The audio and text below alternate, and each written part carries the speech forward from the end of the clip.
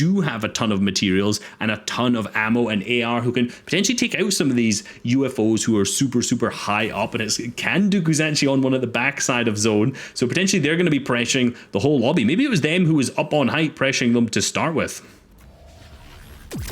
This gets incredibly difficult. You can see Storm Surge warning. A lot of teams going to struggle to deal with Surge without weaponry. We can see Harmy. We talked about whether their lack of, rifles would affect them moving forward. It's, been okay to this point. You can see their central positioning here, clearly well thought out, but, for how much longer? I'm expecting to see some nades just chucked into the middle here at some point soon, but who knows what's going to happen. You can see Motor gliding across your screen. It's getting pretty chaotic, and you can see players even going down. Kendine getting taken out there. Looks like it was from Seti's trio. You can't afford to just get caught out here in these zones. No, it was Bellix that actually took him out. And you can see players are going to be forced to move in a matter of seconds, 13 seconds until we know where that 50-50 zone will move to.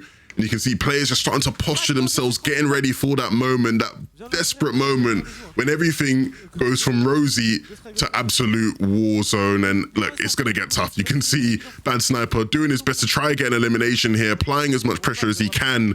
And these rifles, they're doing their best with them, but with so many materials being chunked through here, it isn't easy whatsoever. The gas can being used to try and at least get rid of some of that builds, and it does so well because Bad Sniper's able to get some shots in. Him and Etsy just left as a duo trying to fight it out for themselves. Yeah, you really want to make sure you're getting away from that wood builds when you're getting pressured by a player who has the fireflies or the gas cans, whatever is setting those builds alight at this moment. You want to make sure how far away from those as humanly possible. Right now, they've managed to get a good position on the zone, but still with 52 players alive, trying to get into this next zone, this is going to be absolutely chaotic. For any of those players who are outside of this is a tough rotate for them to make. Absolutely, you see at the top, kind of north side, we've got the Solary team who's managed to make their way all the way up to the north, who's still going to make their way in. But all these players have made it, right? They understand the zones in pubs. They're a bit different from that in arena and moving zones, things like that. So they have managed to kind of center themselves, position themselves in, ready for, I was going to say Halo for Harmy. We kind of talked about that a little bit already, but 2 medkits and 1 flopper, like you've got to think that there's a team out there who has 3, 4 floppers and maybe a med kit for themselves as well. So they're completely stacked and ready to go. But looking on high ground, we noticed up Verox with Surgical, a Goblin, and also Steelix up on height on this kind of south side of the zone, trying to ramp their way in, trying to make their way in with the Solar team on height at the other side. Man, this is the Solar team kind of in their aspect here, using with all of these materials going back to the OG days when they're used to having 3k mats total. Yeah, those guys posturing for height is no surprise whatsoever. We saw high up in the standings, they were going into this game, and so they're looking to try and create a gap at the top.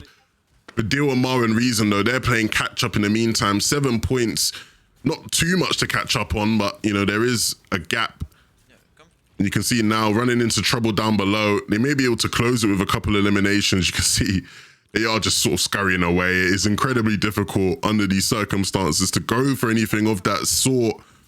But with zone playing to their favor, they don't necessarily have to move as much. They are just going to use the mats they have to claim as much as they possibly can, get as many opportunities to get edits, take people's builds.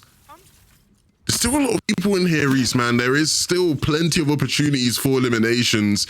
And definitely potential for that heal off to come in at some point. Absolutely. I think Amar, Vadil, and Reason probably set up the best we've seen out of anyone so far, right? With just the pure amount of heals that they have on each other. They also have the Slurp Cannon, which will heal 15 a tick. So they seem to be in a really, really good spot. Unlike Bad Sniper and Esty, who are just trying to make their way in. Just trying to do anything, honestly, that they can to get into this next zone. They've managed to make their way in. Luckily, they managed to have the Mythic Pulse Driver, but player comes in behind. Actually manages to tag him up, but there's no box fighting strategies happening here with the window peaks or anything. It's just pure spray getting in. Esty somehow manages to stay alive at this point when Bad Sniper is picked up, but Esty still manages to keep his distance despite the fact his builds are on fire. I think he managed to actually pick up an elimination at that point too, but ooh, so did Harmy. Was that a potential pickaxe elimination that we've just seen that we've missed out on a little bit there?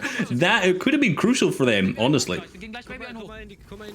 Harmy picking up an elimination, and it will have to be more than just his first, because These guys, it's getting dire. You know, many players being taken out here at this stage in the game, and we saw how chaotic it was getting for certain players and how chaotic it's getting for Harmy here, player in his box as he's hopping over back to Amar, who, you know, we talked about how well positioned they are. It seemingly is paying dividends here. They are just playing so tightly packed together.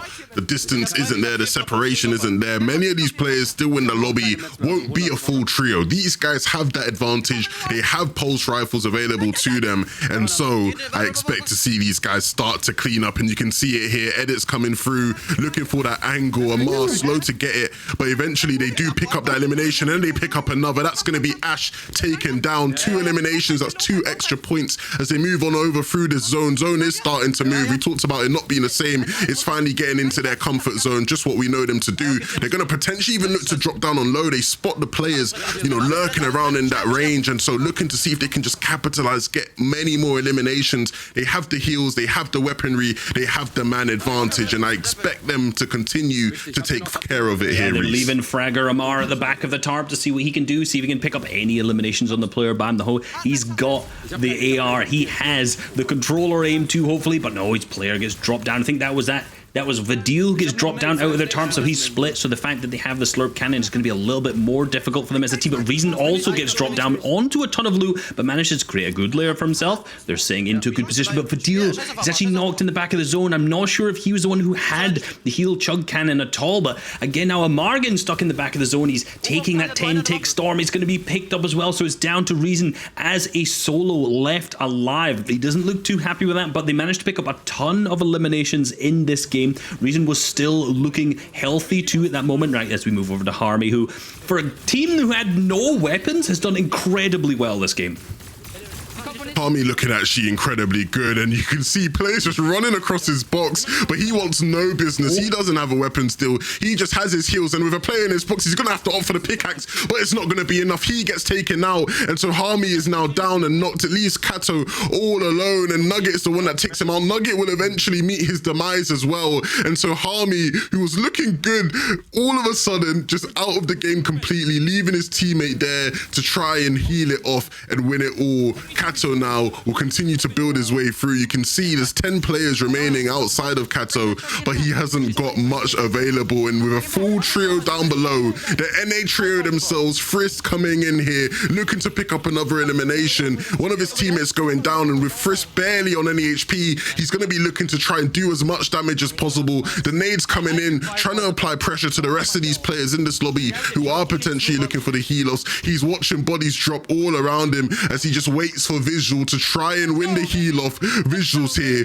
with the chug cannon, with the med kit, with the bandages, will take it home. Victory Royale from the NA trio. We saw them so deep into match 1. We'll see them take away match 2 for themselves. 20 points on the game. What a performance. These guys are potential innovators right here. They're performing so good, playing from another region, playing on 80 to 100 ping, I think that was for these guys in particular. Huge performance in them. We saw another big huge performance, also saw Reason's team. I think that was 11 eliminations that we had, and we can't not mention Harmy for staying alive so long as a trio with 0 weapons. That was without a doubt one of the most bonkers Fortnite experiences of my life. Just watching that unfold was just fabulous. You guys did a great job bringing the action, because when you've got such limited, weaponry available to you, you have to, I guess, play a certain way. Harmy's trio choosing to use no weaponry whatsoever and just heals is a bit mental. I couldn't really believe that was a thing. But I mean, he survived pretty much. But as soon as someone gets inside his box there, he literally has an axe versus pulse rifles and whatnot as well. But interesting as well with the UFOs, you kind of you see the sources there as well. That a lot of the time you'll see players who regularly will kind of try and take them down. But in this kind of particular mode, the mode that you guys at home chose here, you don't want to waste ammo, do you, Levin? Like, the last thing you want to do is kind of start just shooting down sources. When in reality, you need that for the one-on-one kind of contestment of certain areas of the storm. Yeah, I think a lot of players were seeing the UFOs and going, hold on a minute, these guys are causing way too much havoc. Like, we can't allow this. And then you start spraying at it and you start looking at your ammo count thinking, I think I'm going to just let someone else deal with that one. I don't really have the facilities for that. So, yeah, it got really difficult. The UFOs caused so much havoc there. But look, ultimately, right, the team that wins it, one of the best teams in the lobby. And they've showed that now in 2 rounds. if they go into that third and come out ramps only and dominate again, it'll be interesting. But look, a great round all round. A great round all round indeed. And just to harp on the UFO point from that, when we were looking at kind of the fourth zone there and we were watching AR's kind of perspective in particular,